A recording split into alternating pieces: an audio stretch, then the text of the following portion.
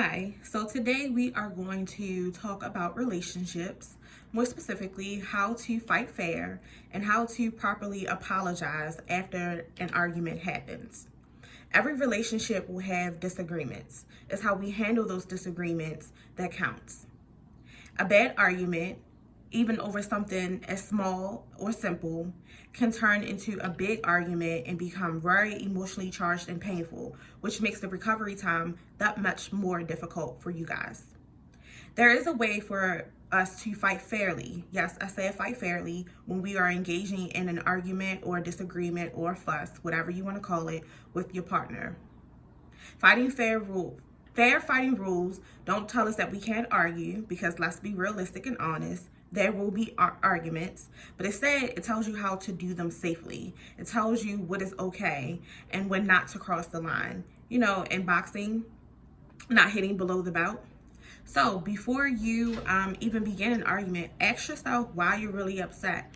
Are you upset because your partner once again splattered toothpaste all over the sink? Or are you really angry because you feel like there's an uneven division of household work, and this is yet another supportive evidence showing that they do not do what you feel as though they need to? Take time to think about your own feelings before starting the argument. Everything does not have to be so reactive. Oftentimes when we are engaging in arguments, we're all over the place. We talk about multiple topics at once, almost as if we're dumping everything that we've been feeling onto our partner, when in fact I just wanted to discuss the toothpaste being left all over the sink. So when we're engaging in this, we want to stay on one topic and one topic only.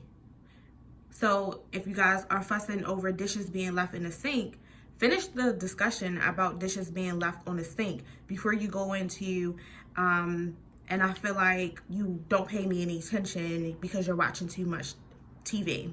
Discussions that get off topic are more likely to get heated, and you're less likely to be able to solve the original problem. Choose one topic and stick to it. Don't use degrading language, and we all know what degrading language is.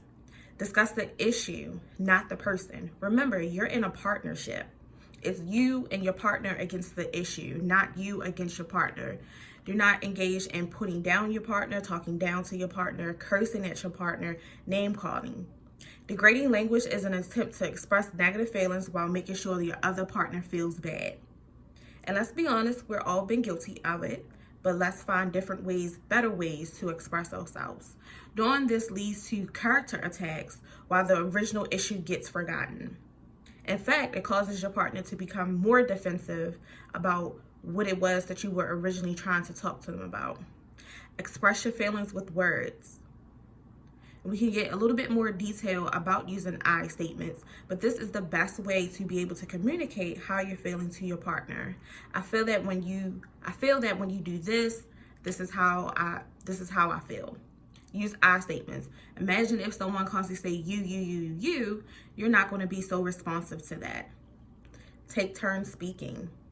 Now, this is some things that we've learned in kindergarten that we often get away from, so let's bring that back. Allowing your partner to have your full attention, avoid correcting them about what they want to say. It's only your job to understand their point of view, even if you disagree. Listen to that. Even if you disagree, you do not have to overtalk your partner. If you find it difficult to not interrupt, try setting a timer, allowing 1 to 2 minutes for each person to speak without interruption. Do not stonewall. And stonewalling is the easiest way to respond to an argument and retreat into your shell and refusing to speak. Literally, it's as if that person is talking to a brick wall. Try to remain focused on that. You might feel temporary about it, but the original issue will remain unsolved if your partner will become more upset. No yelling. Yelling does not help the other person see your point of view. Instead, it sends a message that only your words matter. Even if yelling intimidates your partner and getting them upset, the underlying issue grows. Let's be honest. If someone is yelling at you, you're less likely to hear what they have to say, and you're more likely to tune them out. Take a time out if things get too heated. Let's forget that old saying, never go to bed angry, because sometimes it's okay to go to bed angry, especially if you guys aren't getting to a point of resolution. Attempt to compromise or to understand. There isn't always a perfect answer for an argument. Life is too messy to do that. Do your best to compromise. This means you give some and you take some from both sides.